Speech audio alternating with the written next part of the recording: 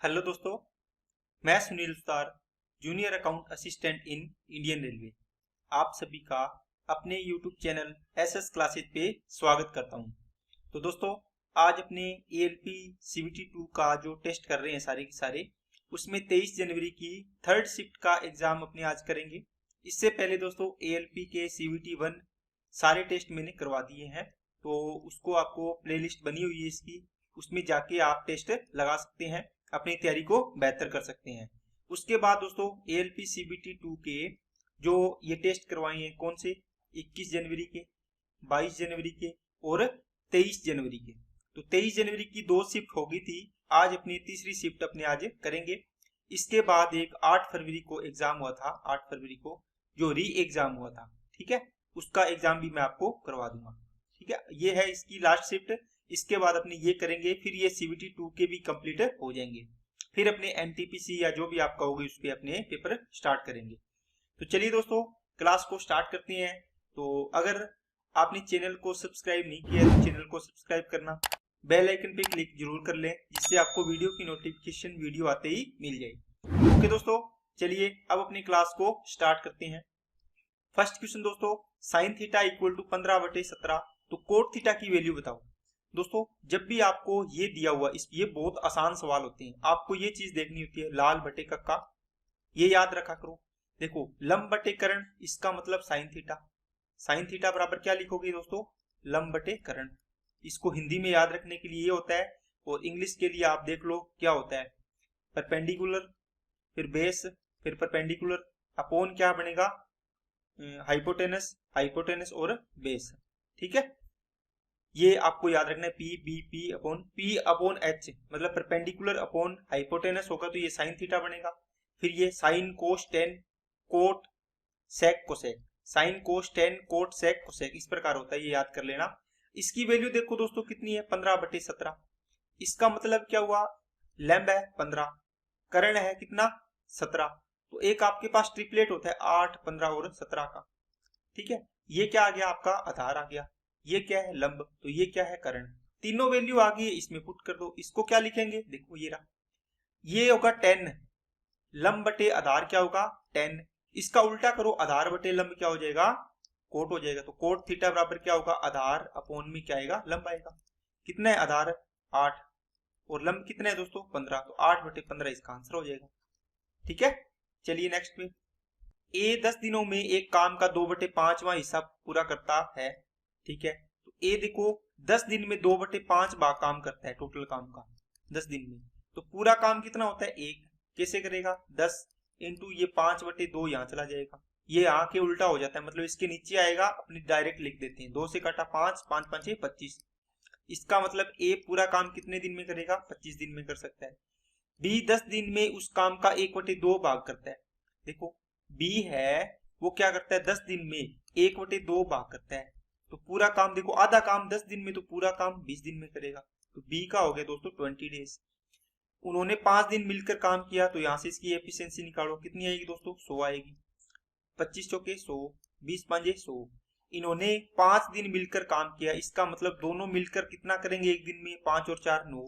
कितने दिन काम किया, 5 दिन, तो 5 दिन 45 काम कर दिया।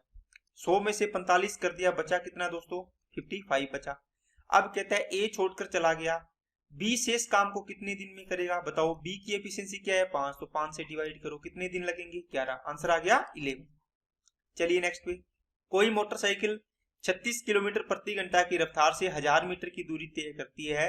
इस दूरी को तय करने के लिए मोटरसाइकिल द्वारा लिया गया समय क्या, सेकंड में ज्ञात करो। दोस्तों ये मीटर में है, इसको भी सेकंड में चेंज कर लो। तो स्पीड क्या है 36 किलोमीटर प्रति घंटा है, तो मीटर प्रति सेकंड के लिए 5/18 से गुणा करो, 18 दुआ 36, 5 दुआ 10, तो 10 मीटर प्रति सेकंड आ गया। तो आपको निकालना है टाइम, डिस्टेंस कितनी है 1000 मीटर, अपॉन में टाइम स्पीड कितनी है 10 मीटर प्रति सेकंड, इसको काटा तो कितना आ गया 100, ये क्या आ गया सेकंड में, आपको इसी में पूछा था, आंसर आ गया। चलिए नेक्स्ट पे, 90 का 50% का 80%, देखो 90 का 50% का मतलब हो गया दोस्तों 1/2, 80% का मतलब हो गया दोस्तों 4/5, 5 दुए 10, मतलब ये 1 0 कट गई, 9 चौके 36 आंसर आ जाएगा इसका। चलिए नेक्स्ट पे, 10,000 रुपए की राशि 2 वर्ष में 11,449 रुपए हो जाती है, जबकि ब्याज वार्षिक रूप से चक्रवृद्धि किया जा रहा हो तो प्रतिवर्ष ब्याज की दर बताओ। दोस्तों देखो, आपको बोला है कि 2 ईयर में आपका धन क्या हो रहा है, ये प्रिंसिपल है और ये अमाउंट है। ये 10,000 से कितना हो रहा है दोस्तों, ये हो रहा है 11,449 रुपये। आपको पता है जब भी आपको दर निकालनी होती है प्रतिवर्ष होता है 1 साल का, ये तो 2 साल का है। तो जब भी अपने चक्रवृद्धि ब्याज इस टॉपिक को करते हैं सीआई को, तो 2 साल से 1 साल में आने आपको, तो है ना, प्रतिवर्ष का मतलब 1 साल में कितने से कितना होगा धन। तो इसका मतलब ये 2 साल है तो इसका अंडर रूट कर दो पूरे का। इसका 2 साल है तो अंडर रूट करेंगे, है ना, पावर 1/2। 3 साल है तो क्यूब रूट, 4 साल है तो पावर 1/4, 5 साल है तो पावर 1/5 करेंगे दोनों तरफ। तो इसका स्क्वायर रूट करेंगे तो कितना आएगा, 100 आएगा। ये कितना आएगा, 107 का स्क्वायर होता है तो 107 आ गया। अब देखो 1 साल में 100 रुपए से 7 रुपए 107 हो रहा है, तो 7 रुपए ब्याज मिल रहा है किस पर, 100 पर। तो बताओ 100 में से कितना मिलेगा, यही तो पूछा होता है। 100 से 100 कट गया मतलब 7% आपका आंसर आ गया, ये आंसर आ गया। अगर दोस्तों इससे संबंधित आपको ये सवाल करना है तो सीआई की प्लेलिस्ट बनी हुई है कंपाउंड इंटरेस्ट की, इसमें मैंने ये सारे के सारे सवाल बहुत ही अच्छे तरीके से बहुत डीप लेवल से करवा रखी है। अगर एक बार आपने ये वीडियो देख ली तो आपको इसके अलावा कहीं कुछ देखने की जरूरत नहीं पड़ेगी। ठीक है दोस्तों, चलिए, एक वस्तु को 12,000 में बेचा, 15% की छूट दी जाए तो 2% का लाभ होता है। वस्तु का क्रय मूल्य, दोस्तों देखो अगर ये इसमें ना ये इसने गलत दे रखा है, बेचा जाए नहीं, यहाँ पे इसको एमआरपी कंसीडर करना है आपको। अगर बेचा जाएगा मतलब ये कंसीडर करोगे एसपी, तो इसमें इसकी तो कोई जरूरत ही नहीं पड़ेगी 15% की, इससे ही निकल जाएगा आपका। पीछे भी मैंने आपको बताया, तो इसको एमआरपी करो। एमआरपी और सीपी का एक कॉन्सेप्ट होता है दोस्तों, क्या कि इसमें क्या होता है, देखो इस पे छूट दी जाती है और इस पे प्रॉफिट होगा या लॉस होगा। इसमें प्रॉफिट परसेंट आएगा या लॉस परसेंट आएगा। तो जो प्रॉफिट परसेंट या लॉस परसेंट इसमें आता है ना, ये इसके साइड में से माइनस होता है। तो 100 में से ये माइनस करो, प्रॉफिट या कितना है, प्लस है कि माइनस है, देखो लाभ हो रहा है तो प्लस होगा, प्लस प्रॉफिट हो रहा है ना। डिस्काउंट इसमें आता है लेकिन इसके नीचे आता है, कितना आएगा, 100 में से 15 डिस्काउंट कर दो माइनस, तो ये हो गया 102 और ये दोस्तों कितना हो गया, 85 हो गया। 17 5 सिक्के 102, 17 5 85। तो देखो इनका रेशियो आ गया 6 5। बताओ किसकी वैल्यू दी है, एमआरपी की, कितनी, 12,000। तो 6 की वैल्यू 12,000, कितना गुना हो गया, कितना हो गया, 6 दुए मतलब 2,000 गुना। इसको भी 2,000 गुना कर दो, कितना आ जाएगा, 10,000 रुपये। तो ये आंसर आ गया इसका। ठीक है, चलिए नेक्स्ट पे। ए अपने लाभांश के रूप में 80 रुपए मिले ए को, कुल लाभ 240 है। दोस्तों ए और बी 2 व्यक्ति है, इसको टोटल लाभ में से 80 रुपए मिले, तो 240 में से 80 इसको मिल गए, तो बचे कितने, 160। तो वो किसको मिलेंगे, बी को मिलेंगे। अब देखो इनका रेशियो कितना आएगा, 80 एकम 80, 80 दुआ 160 आ गया। ए और बी के बीच लाभ की वितरण का अनुपात क्या है, एक्स का मान। दोस्तों हिंदी में थोड़ा गलत है, इसने देखो ए और बी के बीच में x रेशियो 2 दिया है, इसका मतलब इसने बोला है ए और बी का रेशियो वो क्या है, x अनुपात 2 है। बताओ आपका कितना है, आपका है 1:2। इसका मतलब 2 की वैल्यू 2 है तो 1 की वैल्यू ये होगी, है ना। या आप इसको ऐसे लिखोगे 1/b, तो क्या आएगा, x/2 आएगा। लेकिन आपने क्या निकाला, ए और बी का रेशियो 1/2, यहां से काटा तो x की वैल्यू कितनी आ गई, 1 आ गई। ठीक है, जैसे समझा जाए वैसे आप कर लेना। पाइप ए और बी एक टैंक को 12 और 16 मिनट में भर सकते हैं। ए है 12 मिनट में, बी है 16 मिनट में भर सकता है। इसका एफिशिएंसी टोटल वर्क कितना आया, 48। तो एफिशिएंसी कितनी आ जाएगी, 12 चौके 48, 16 तिया 48। 4 मिनट के लिए ए और बी दोनों को चालू किया जाता है। देखो दोस्तों 4 मिनट का मतलब हो गया ए प्लस बी दोनों 4 मिनट तक काम करेंगे, है ना। ये 4 मिनट यहां तक है, ओके। 4 मिनट में देखो कितना काम कर देंगे, 4 और 3 7, मतलब 1 मिनट में 7 लीटर पानी भरते हैं, तो 4 मिनट में कितना करेंगे, 7 चौके 28 लीटर पानी भर देंगे। तो देखो 48 में से 28 तो भर दिया इन दोनों ने, बचा कितना, 20 लीटर बचा। अब कहता है टैंक को ए को बंद कर दिया तो बी भरेगा। टैंक को पूरा भरने में बी कितना समय लेगा, 20 भरना है, बचा खाली इतना ही बचा ना, तो बी कितने से भरेगा, 3 की दर से, तो 20/3 आंसर आ जाएगा इसका। चलिए नेक्स्ट पे। -2 -6 का वाई एक्स पर प्रतिबिंब क्या होगा। दोस्तों आपको बताया अगर वाई एक्स पर पूछे तो वाई को सेम रख दो, तो -6 आएगा। एक्स वाले को चेंज कर दो, एक्स वाला -2 है तो +2 कर दो। इसको बताया था ना एक दिन, जिसका पूछे एक्स का पूछे तो एक्स वाले को सेम रखो, वाई वाले को चेंज कर दो। वाई एक्स का पूछा है तो वाई एक्स को सेम रखो, एक्स को चेंज कर दो। ओके, चलिए नेक्स्ट पे।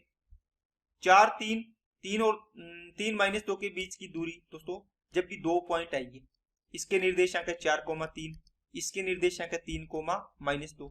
आपको पूछे इनके बीच की ये दूरी है, बताओ कितनी है।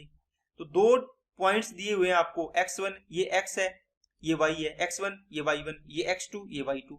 तो आपके पास फॉर्मूला होता है डिस्टेंस का दोस्तों, क्या, x2 माइनस x1 का whole square plus y2 minus y1 का होल स्क्वायर। कितना आएगा, देखो x2 ये रहा 3 और 4 का डिफरेंस कितना आएगा, 1 आएगा, 1 का स्क्वायर करेंगे तो 1 आएगा, प्लस इनका डिफरेंस करेंगे तो y2 कितना है -2 और माइनस का कितना 3, इनका स्क्वायर करेंगे, अब देखो कितना आया 1 प्लस 3 और 2 5, 5 का स्क्वायर 25, इनको ऐड किया तो 25 और 1 26, तो √26 इसका आंसर आ जाएगा। ठीक है, चलिए नेक्स्ट पे पाई चार्ट दिया हुआ दोस्तों। अब इसको मैंने पहले यहाँ पे कम दिख रहा है इसलिए मैंने यहाँ पर अलग से बना लिया। देखो आपको पूछा इंटरेस्ट का इसमें कि इंटरेस्ट पर कितना खर्च है, ब्याज पर लगभग कितना खर्च है। देखो जब भी आपको पाई चार्ट दिया परसेंटेज में, इसका मतलब आपको हमेशा पाई चार्ट की टोटल परसेंटेज वैल्यू कितनी होगी, कंप्लीट इन सभी को ऐड करोगे तो 100%। ठीक है, तो 100% आपको दिया है कि टोटल पाई चार्ट में आपका टोटल खर्चा 25,000 रुपये है।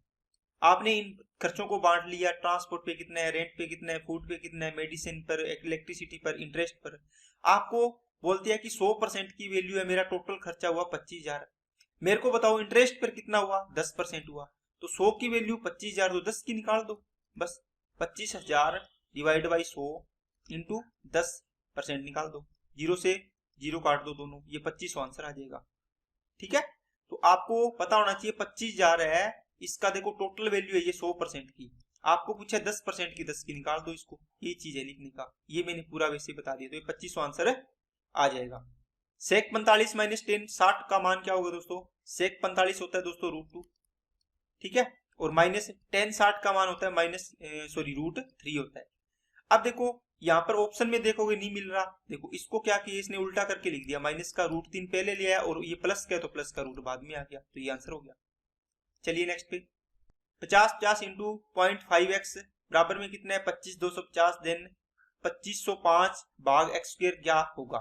दोस्तों इसको काटो, देखो 0 से 0 कट गया, 505 को 5 बार जाएगा, ये 5 हो गया, तो 0.5x है, इसका पॉइंट हटाओगे नीचे 10 आएगा, ये क्रॉस मल्टीप्लाई करके यहाँ 10 हो जाएगा, है ना, तो 50 हो गया, 10 इंटू 5, इसको काटो तो x की वैल्यू कितनी आ गई 10 आ गई।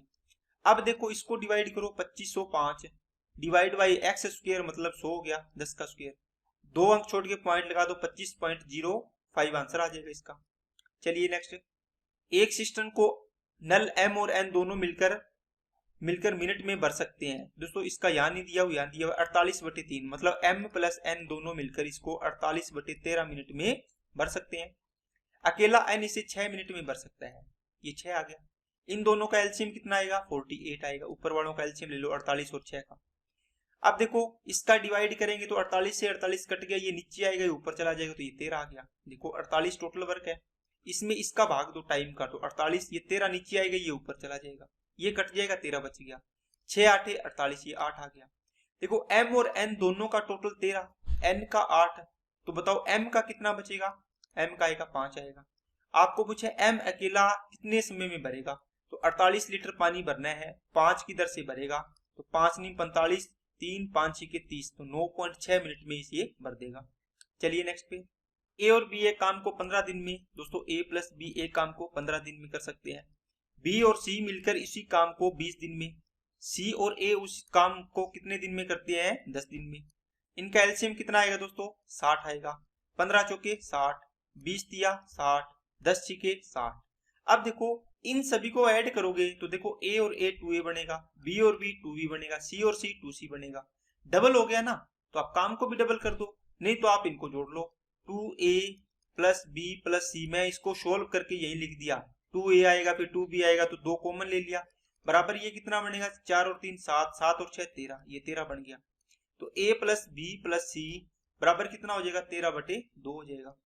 ओके, अब पूछे कि तीनों मिलकर इस काम को कितने दिन में करेंगे, तो 60 काम करना है टोटल, तीनों मिलकर इनकी एफिशिएंसी कितनी है, ये तीनों की 13/2, तो 13/2 से डिवाइड करो, ये 2 नीचे है ये ऊपर चला जाएगा, तो 120 डिवाइड बाई कितना आ गया 13, इसको काटो 13 दाई 130, लगभग देखो 10 वाले ऑप्शन तो आएंगे नहीं, ऊपर चला जाएगा। 13 नहीं में तो 9 वाला ऑप्शन आएगा, ये आंसर हो जाएगा।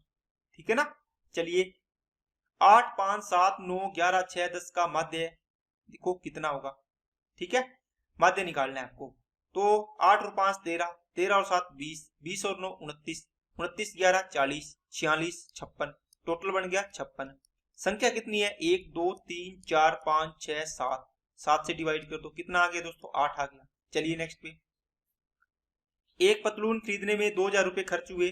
ठीक है, खर्च हुए पैसे शशि के पास के कुल पैसे का 2/5 भाग है, मतलब टोटल 5 रुपए है, उसमें से इसके खर्च कितने हुए? एक्सपेंस 2 रुपए, तो रिमेनिंग कितने बच गए? 3।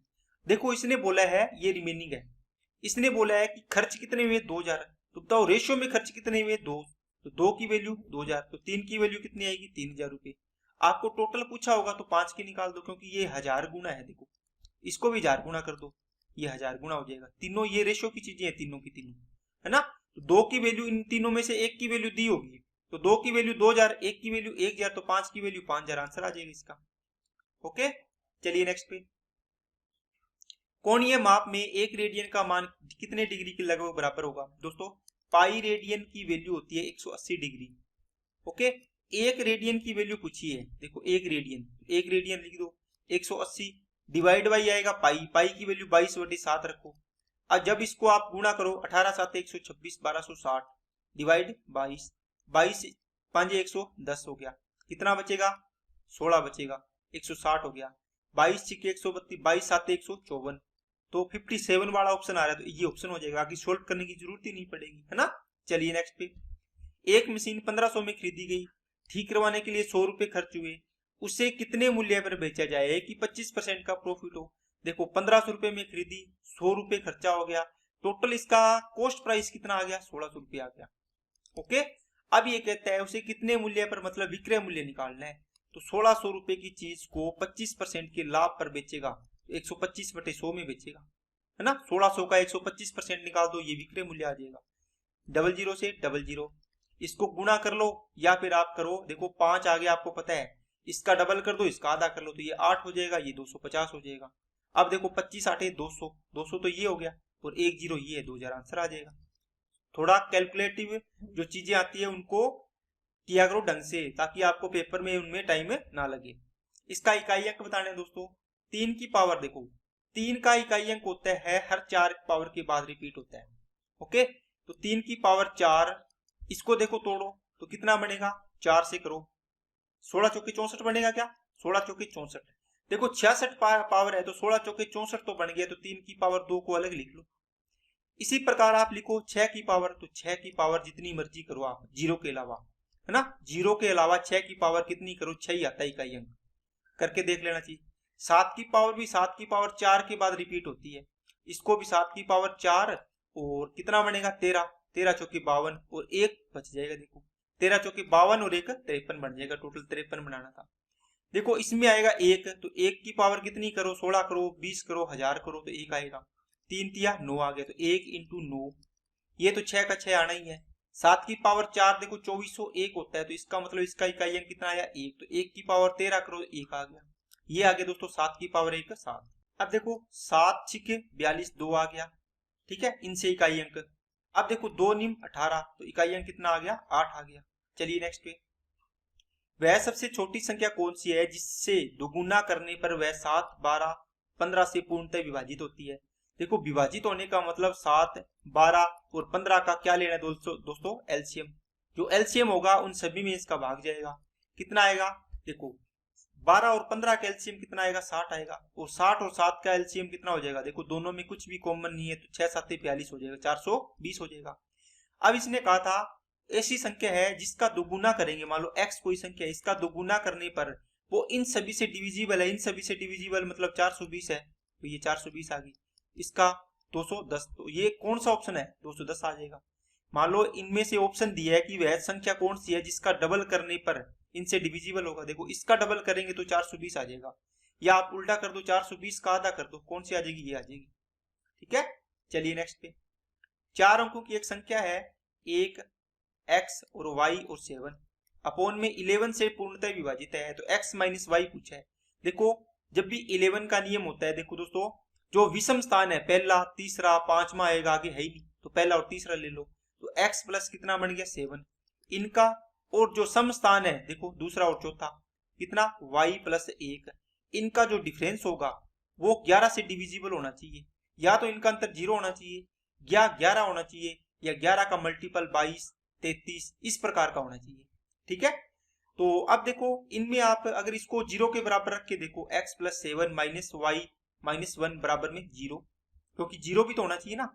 तो यहां से क्या आएगा, x माइनस वाई, 7 में से 1 गया, 6 बचेगा प्लस का इसमें और इसमें, और इसको बराबर लेके जाएंगे तो ये माइनस 6 हो जाएगा। तो आपको पूछा था x माइनस वाई कितना आ जाएगा दोस्तों, माइनस का 6। चलिए नेक्स्ट, एक गोलार्ध का गोलाई वाला क्षेत्रफल कितना होगा जिसकी त्रिज्या 7 सेंटीमीटर है।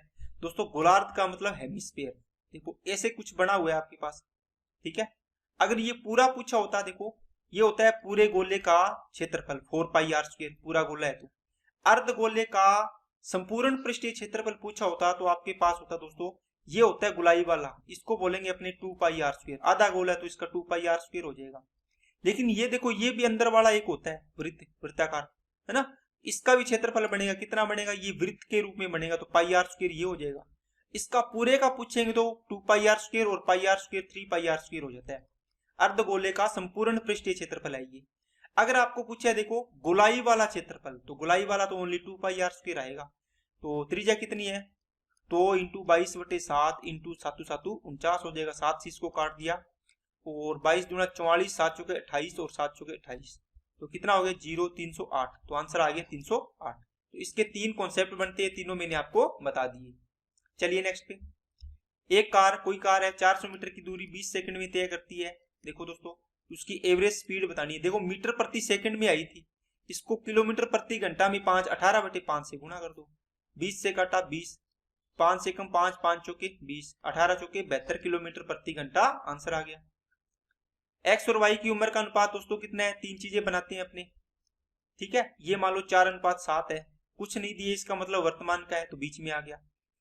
3 वर्ष पहले मतलब पहले, इनका अनुपात कितना है, 1:2 है, किसका, एक्स और वाई का।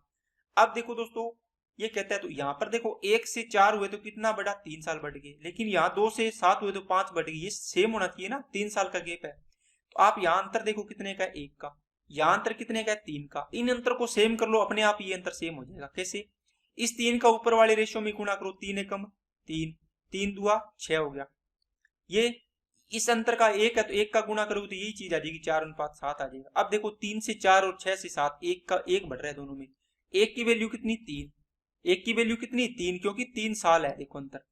आपको पूछा है उनकी वर्तमान उम्र, तो वर्तमान उम्र तो ये है, 1 की वैल्यू 3, किसकी पूछी है, इनका अंतर पूछा है वाई और एक्स का, कितना अंतर है, 3 पार्ट, 1 की वैल्यू 3, तो 3 की वैल्यू कितनी हो जाएगी दोस्तों, 9 हो जाएगी, तो ये आंसर आ गया। चलिए नेक्स्ट पे, एक परीक्षा में उच्चतम और निम्नतम मतलब मैक्सिमम और मिनिमम प्राप्तांकों में 55 का अंतर है, और उच्च निम्न से 9/4 अधिक है, मतलब जो मैक्सिमम है और एक है मिनिमम। दोस्तों ये कहता है मैक्सिमम मिनिमम से 9/4 अधिक है, मतलब मिनिमम कितना है, 4 है, तो ये कितना है, 9 है। ठीक है, इनका अंतर कितना आएगा दोस्तों, 5 आएगा, 5 की वैल्यू 55 दी हुई है, 1 की वैल्यू कितनी आ जाएगी, 11। आपको पूछा निम्नतम, तो 4 की वैल्यू, तो 4 की वैल्यू कितनी आ जाएगी, 44 आ जाएगी, तो ये आंसर हो गया। अगर पूछा होता मैक्सिमम, तो 9 की वैल्यू, तो 9 की वैल्यू होती 99 होती। चलिए नेक्स्ट पे, एक संख्या 50 से उतनी ही अधिक है जितनी 84 से कम है। देखो दोस्तों ये सवाल करोगे तो ये कि देखो कोई भी संख्या x है, ये 50 से अधिक है, मतलब x माइनस 50 करेंगे, जितना अंतर आएगा इसका उतना 84 से क्या है, कम है, तो 84 माइनस क्या हो जाएगी, x हो जाएगी, ये दोनों क्या होगा, अंतर बराबर होगा। ठीक है, अब देखो इनको, ये x इधर आ जाएगा तो 2x हो जाएगा, ये इधर जाएगा जुड़ेगा तो 134 बन गया, x की वैल्यू कितनी आ गई, 67 आ गई, 2 6 12, 2 7 14। अब देखो, अब आप देखो जैसे आपको बोल दिया कोई संख्या है 2 और एक है मान लो 6 और एक है 10। अब ये जो बीच वाली संख्या है इसको देखो, ये ना दी हो आपको, आप इसको कैसे पढ़ोगे, इनका अंतर कितना है, 4, इसका अंतर कितना है, 4। आप पढ़ोगे कोई संख्या 2 से उतनी ही अधिक है जितनी 10 से कम है। मान लो ये संख्या है, ये 2 से कितनी अधिक है, 4 अधिक है, 10 से कितनी कम है, 4 कम है। देखो ये बराबर है, इन दोनों को बराबर करने के लिए आप क्या करोगे, ये संख्या मान लो x है, x में से आप ये 2 माइनस करोगे तो ये अंतर आएगा।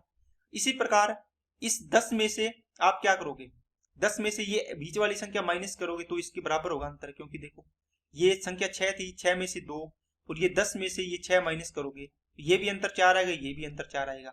इस प्रकार ये दिया हुआ है पूरा, ठीक है। इसको आप ऐसे कर सकते हैं। चलिए नेक्स्ट पे देखो, इसका रूट कितना आएगा, 5 अंडर रूट 5 आएगा, इंटू में ये रूट 30 है, इंटू में ये रूट 6 है। दोस्तों देखो रूट 5 और रूट 6 को गुणा करोगे रूट 30 बनेगा। रूट 30 आपके पास पहले ही है, तो 5 इंटू रूट 30 इंटू रूट 30 बनेगा, है ना। एक रूट 30 तो ये आ गया, इन दोनों को गुणा करेंगे तो भी रूट 30 आ गया। इन दोनों से क्या आ जाएगा, 30 आ जाएगा बाहर। 30 इंटू 5 कितना हो जाएगा, 150 हो जाएगा। तो दोस्तों आज की क्लास में आपके सारे के सारे क्वेश्चन है वो कंप्लीट होते हैं, ठीक है। तो इसके लगभग कितने क्वेश्चन थे, 28 क्वेश्चन करवाए हैं मैंने। तो सारे बढ़िया लेवल के भी सवाल थे और अच्छे लेवल के सवाल थे, तो सीखने वाले भी सवाल थे इसमें। जो कॉन्सेप्ट सीखने वाला था वो आपको इसमें से नोट कर लेना चाहिए, जो भी आपको नया कॉन्सेप्ट लगा। तो मेरी बात को दिमाग में बिठा लेना दोस्तों, जो चीज आपको नहीं मिले, है ना, जैसे आज आपको ये चीज नहीं मिली डिस्टेंस का, यहाँ पे आपको दिया हुआ था x1 y1 का, यहाँ पे x2 y2 का, यहाँ पे ये डिस्टेंस निकाल लिए नया है, तो आप इसको नोट कर लो अपनी नोटबुक में, इसको रिवाइज करो। दोबारा क्वेश्चन आएगा तो आपको एक तो टाइम नहीं लगेगा, एक आपका सवाल बिल्कुल सही होगा, ठीक है ना। तो ये चीजें आप करोगे तो आप में मैथ्स में बहुत ज्यादा सुधार आएगा। तो धीरे धीरे आपकी मैथ्स सुधर जाएगी और आपके पेपर में कोई भी क्वेश्चन छूटेगा नहीं, ठीक है ना। तो चलिए आज के लिए इतने रखते हैं दोस्तों। अगर आपको वीडियो अच्छी लगे तो लाइक करना, चैनल को सब्सक्राइब नहीं किया तो चैनल को सब्सक्राइब जरूर करना, और अपने दोस्तों के पास इसको ज्यादा से ज्यादा शेयर करना, ताकि उनको भी इस तरीके से मैथ्स करने का फायदा मिले, ताकि उनके एग्जाम में क्वेश्चन सही हो और अपना सिलेक्शन ले। तो आज के लिए इतना ही दोस्तों, ओके, थैंक यू।